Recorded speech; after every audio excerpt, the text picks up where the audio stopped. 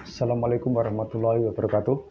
Ketemu lagi dengan Bribka Suyono, masih di channel Suyono Listrik, channel edukasi, motivasi, lepas dari anxiety, psikosomatis, maupun asam lambung berdasarkan pengalaman yang saya alami. Apa kabar Anda semua? Saya doakan semoga Anda semua sehat jasmani maupun jiwani, dan dalam lindungan Allah SWT dimanapun, kapanpun, dan segera lepas dari anxiety, psikosomatis, maupun asam lambung. Oke, langsung saja. Yang baru bergabung, silakan Anda tonton video saya yang dulu-dulu biar Anda paham, ya. Dan saya informasikan pada Anda semua bahwa nanti di bulan puasa saya akan mungkin jarang upload video karena apa? Kegiatan saya padat sekali menjelang hari raya Idul Fitri, ya. Puasa ini kegiatan polisi itu banyak sekali, ya. Jadi mohon maaf nanti kalau saya nggak bisa setiap hari upload video, mungkin 5 hari sekali, ya, 5 hari sekali atau seminggu sekali begitu, tapi tetap saya usahakan, ya. Anda tetap sabar, tetap tenang, rileks, jangan berontak, jangan banyak mengeluh begitu, ya, karena semua sakit ini kalau Anda bisa ikhlas menerima itu, maka Anda akan merasakan ketenangan, ya. Sudahlah, yang penting Anda ikhlas menerima sakit itu dulu, gitu, bahwa ini adalah ujian dari Allah. Dan tidak semua orang diuji dengan sakit ini, karena sakit ini tuh memang luar biasa, ya. Saya tahu karena saya sudah ke puncak halusinasi, jadi saya paham tentang sakit ini.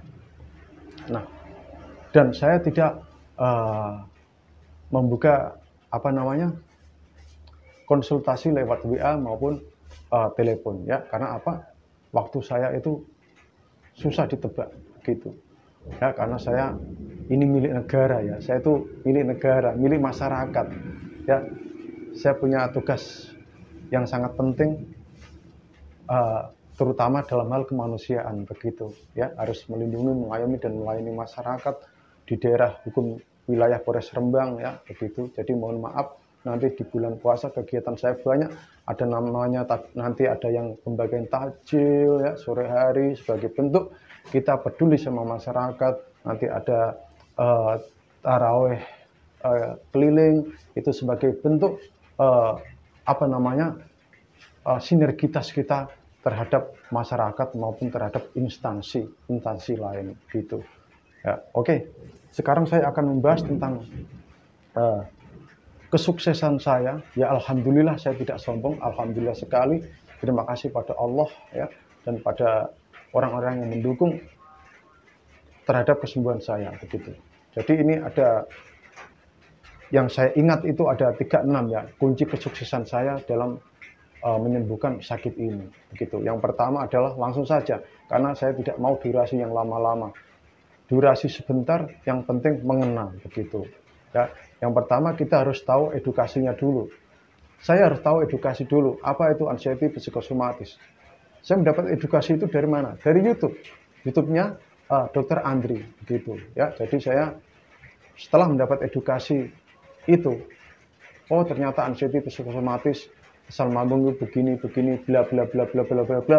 Nah, disitulah saya akhirnya tahu bahwa anxiety psikosomatis itu adalah bisa dikatakan sakit pikiran gitu. Asam lambung itu juga bisa dikatakan sakit pikiran karena apa?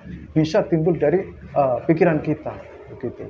Stres, takut, cemas itu akan menimbulkan asam lambung gitu. Dan perlu Anda ketahui, saya sudah shopping dokter, shopping obat, shopping herbal dan sebagainya gitu. Tapi saya tidak pernah ke psikiater gitu. Yang kedua, saya lebih mengutamakan yang pendekatan agama dulu, ya. Tiap hari saya harus istighfar, zikir dan zikir begitu. Selain sholat, ya, kalau sholat itu memang sudah wajib begitu.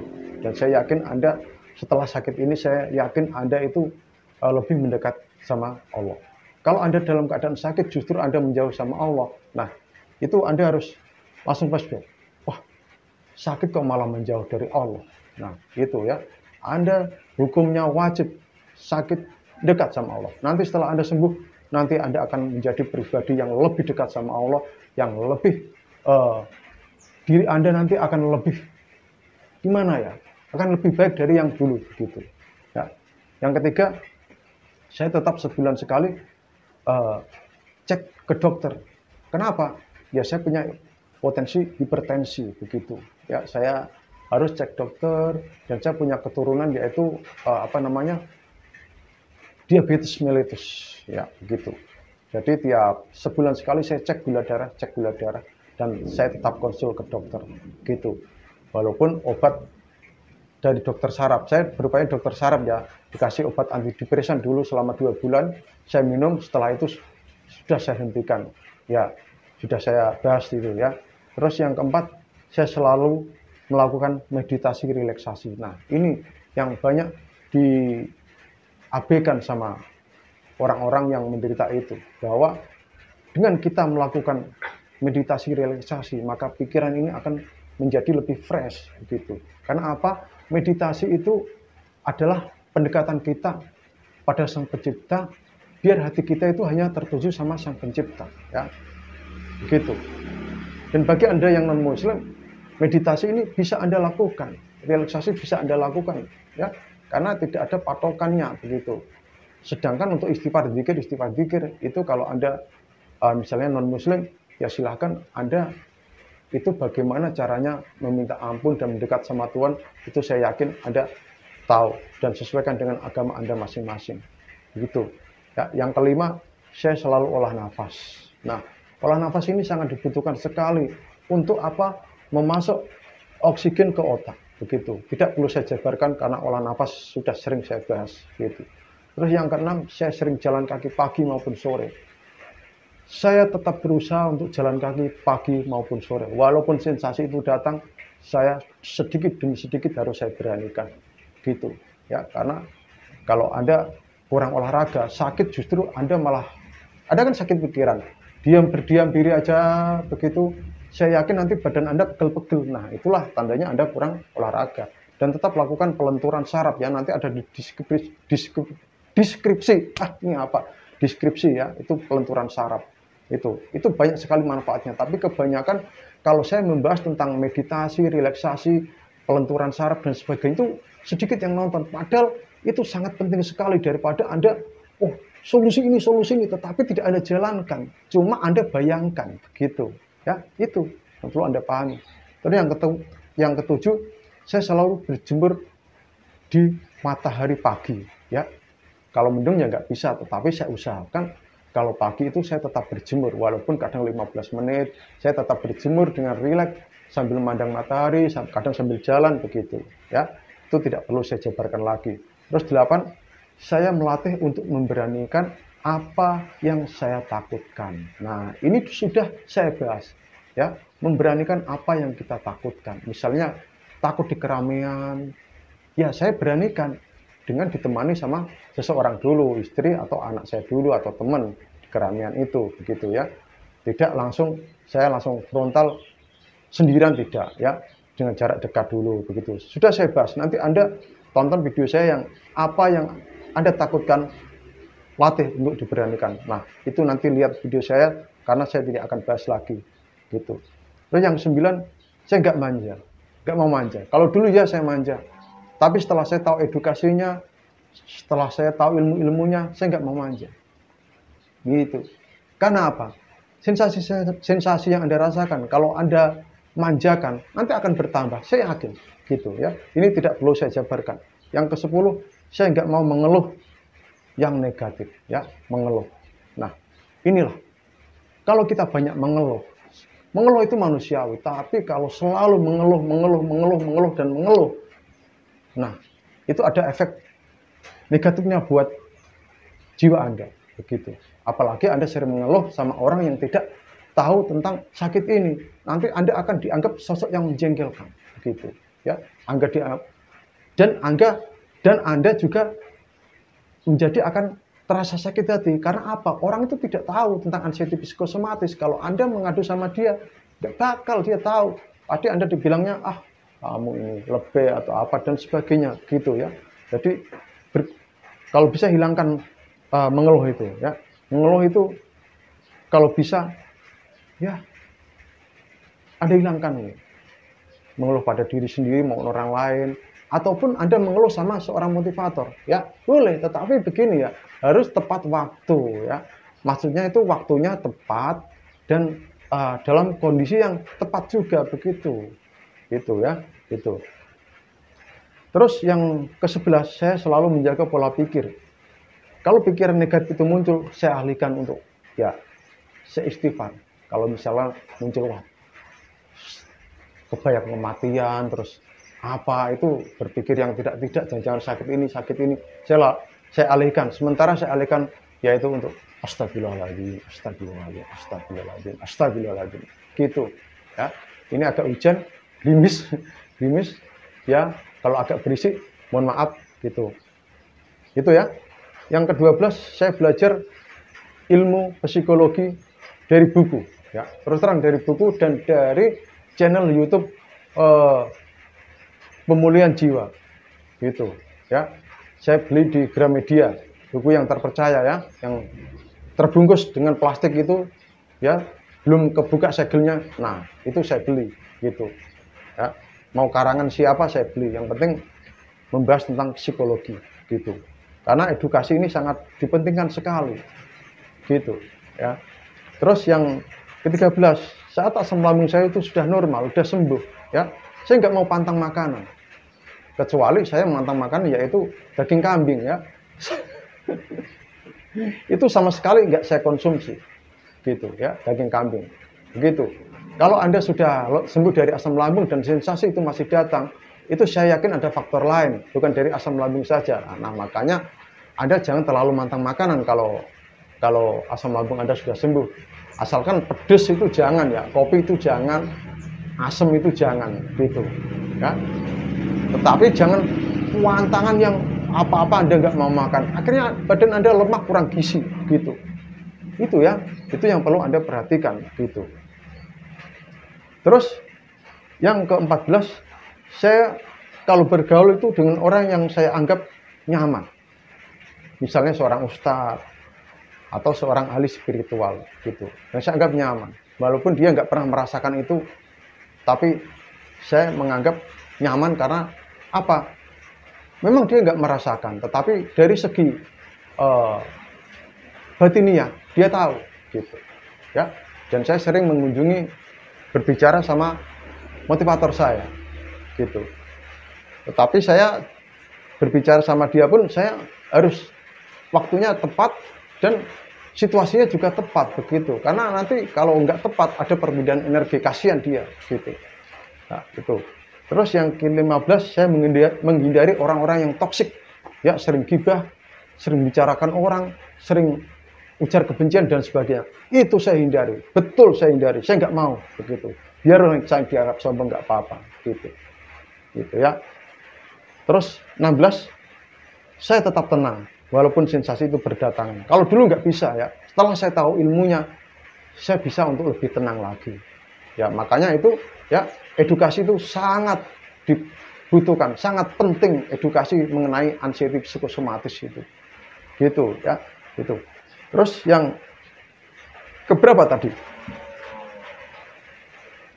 Yang ke-17, saya nggak mau baca berita-berita ujaran kebencian, terutama yang di media sosial, kayak Facebook, YouTube atau apa. Kalau ada ujaran-ujaran kebencian, saya nggak mau menonton, langsung saya cut. Dah.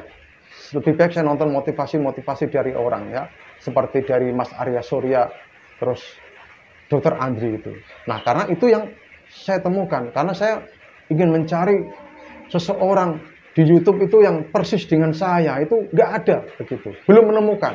Yang sudah halusinasi, yang sudah ada bisikan dan sebagainya, itu saya belum menemukan. Jadi saya lebih ke segi edukasinya yaitu di Dr. Andri sama Arya Surya official ya, dari segi relaksasinya begitu. Makanya saya belajar hipnosis dari teman saya sekarang gitu. Terus yang ke-18, tiap hari saya dengarkan sholawat ya, sholawat. Udah saya dengarkan sholawat, terus muratal Al-Quran. Dan kalau Anda yang non muslim, silakan dengarkan lagu-lagu rohani yang menurut agama Anda ya, atau mantra-mantra apa begitu gitu ya. Terus yang 19, sebelum tidur saya lakukan mendengarkan audio relaksasi. Dari siapapun saya dengarkan, suara alam, suara hujan, suara apa, itu saya dengarkan ya. Tapi yang lebih utama saya dari Mas Arya Surya Official gitu. Walaupun Mas Arya Surya Official itu tidak pernah mengalami sakit itu, tapi dia mempelajari ilmunya begitu ya. Itu gitu ya. Yang ke-20 saya cuek. Udah. Dulu saya nggak bisa cuek, tapi setelah saya tahu ilmunya, saya cuek. Sudahlah, cuek aja gitu. Oh, yang 21 saya tahan amarah. Saya nggak mau melampiaskan amarah pada anak saya, istri saya. Kalau dulu memang iya, tapi setelah saya tahu ilmunya, saya kalau melampiaskan marah, justru sensasi itu malah berdatangan. Kalau saya lagi marah apa, itu justru pikiran saya makin kacau. Nah, saat Anda marah, Anda langsung alihkan istighfar. Astagfirullahaladzim, ya Allah, astagfirullahaladzim. Sabar ya Allah, astagfirullahaladzim. Gitu, ya itu. Memang susah semua, tetapi tidak ada kata susah kalau kita mau melatih begitu. Yang ke-22, saya menghilangkan ataupun mengganti sifat-sifat buruk saya dan sikap. Begini ya, anxiety psikosomatis itu bisa berasal dari sifat-sifat kita. Ya, itu sudah pernah saya jelaskan. Jangan salah ya, sifat-sifat kita, sikap kita, ya, masa lalu kita, itu bisa menyebabkan sakit pikiran gitu. Jangan salah. Makanya tetap introspeksi diri ya. Introspeksi diri Anda. Itu termasuk saya. Terus yang ke-23, saya selalu menebar senyum. Ya. Nah, saya kalau ketemu orang saya lebih menyapa dulu, senyum gitu. Senyum, sudah senyum aja. Senyum yang ikhlas. Senyum itu kan sedekah, ya enggak? Gitu. Ya. Itu ya. Terus yang selanjutnya adalah yang ke-24, kadang saya itu masih memakai topeng. Tahu nggak artinya? Ya itu pura-pura bahagia. Walaupun itu jangan Anda lanjutkan ya, jangan selalu pakai topeng. Kalau bisa Anda bahagia betul gitu. Tapi saya untuk membangkitkan kepercayaan diri saya itu kadang pakai topeng pura-pura bahagia ya. Tetapi jangan kebablasan ya ini ya, pura-pura bahagia itu. Gitu. Yang ke-25, saya tiap hari pagi, siang, malam yang saya minum adalah air hangat gitu. Ya, air hangat setiap hari itu. Tidak perlu saya jabarkan. Yang ke-26, saya selalu berpikir positif walaupun itu susah, ya. Walaupun itu susah, saya tahu kalau itu susah. Tetapi ya itu tidak ada kata susah kalau kita mau melatih gitu. Ya. Itu. Yang ke-27, saat halusinasi itu datang, saya selalu istighfar ya.